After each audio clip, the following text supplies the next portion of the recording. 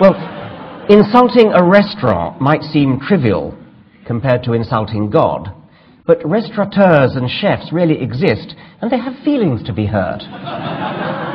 Whereas blasphemy, as the witty bumper sticker puts it, is a victimless crime.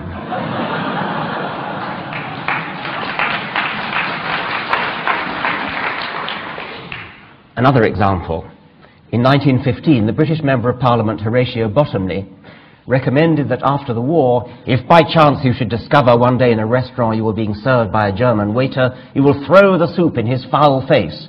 If you find yourself sitting at the side of a German clerk, you will spill the inkpot over his foul head.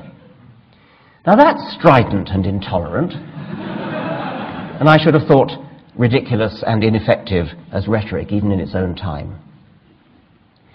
The British literary critic Terry Eagleton described the late Kingsley Amis, extremely distinguished novelist, as a racist, anti-Semitic bore, a drink-sodden, self-hating reviler of women, gays, and liberals. Well, I think that compares fairly well with my own beginning of chapter 2 of The God Delusion, which is the passage most often quoted as strident or shrill. The God of the Old Testament is arguably the most unpleasant character in all fiction. Jealous and proud of it, a petty, unjust, unforgiving control freak, a vindictive, bloodthirsty ethnic cleanser, a misogynistic, homophobic, racist, infanticidal, genocidal, filicidal, pestilential, megalomaniacal, sadomasochistic, capriciously malevolent bully.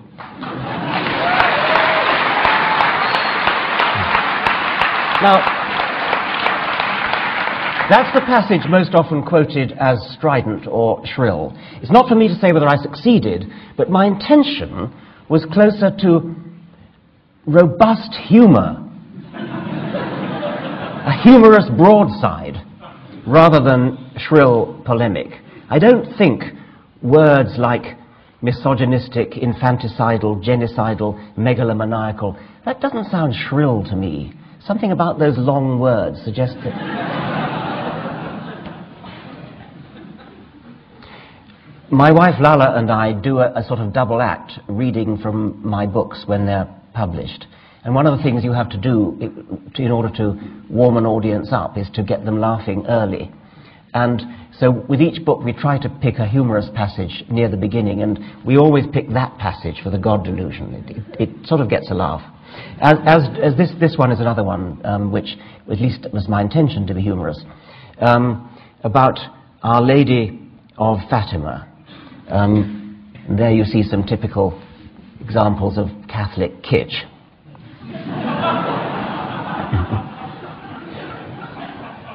This is a quote from The God Delusion now. Pope John Paul II created more saints than all his predecessors of the past several centuries put together, and he had a special affinity with the Virgin Mary.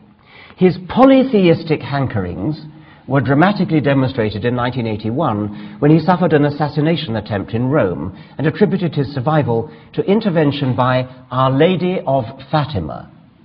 A maternal hand guided the bullet. One cannot help wondering why she didn't guide it to miss him altogether. Others might think the team of surgeons who operated on him for 6 hours deserved at least a share of the credit. But perhaps their hands too were maternally guided. The relevant point is that it wasn't just Our Lady who, in the Pope's opinion, guided the bullet, but specifically Our Lady of Fatima.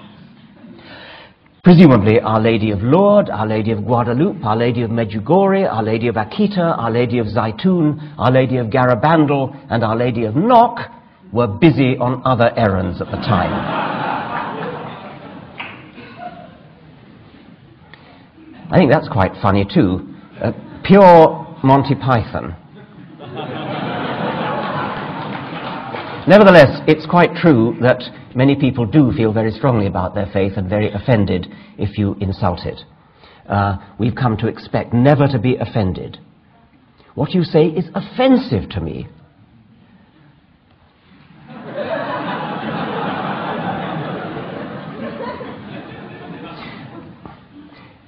The novelist Douglas Adams, to whom The God Delusion is dedicated, picked out exactly what's going on here in a wonderful speech, an impromptu speech that he made in Cambridge not long before he died, and I was privileged to be there. Fortunately, somebody had the blessed good sense to switch on a tape recorder, and so this priceless hour or so of Douglas just holding forth impromptu is preserved. And I'm going to read a passage from it, because he puts his finger exactly on what's going on with all this offence. Religion has certain ideas at the heart of it which we call sacred or holy or whatever. What it means is, here is an idea or a notion that you're not allowed to say anything bad about. You're just not. Why not? Because you're not. If somebody votes for a party that you don't agree with, you're free to argue about it as much as you like. Everybody will have an argument, but nobody feels aggrieved by it. If somebody thinks taxes should go up or down, you're free to have an argument about it. But on the other hand, if somebody says, I mustn't move a light switch on a Saturday, you say, I respect that. Why should it be that it's perfectly legitimate to support the Labour Party or the Conservative Party, Republicans or Democrats, this model of economics versus that, Macintosh instead of Windows? But to have an opinion about how the universe began, about who created the universe, no, that's holy. We are used to not challenging religious ideas, but it's very interesting how much of a furore Richard creates when he does it. Everybody gets absolutely frantic about it, because you're not allowed to say these things. Yet when you look at it rationally, there is no reason why those ideas shouldn't be as open to debate as any other, except that we've agreed somehow between us that they shouldn't be. And that agreement seems to extend to the non-religious as well as the religious. Let's raise our consciousness. What's so special about religious arguments that they should be immune to exactly the same kind of rational discussion as political or any other kind of arguments?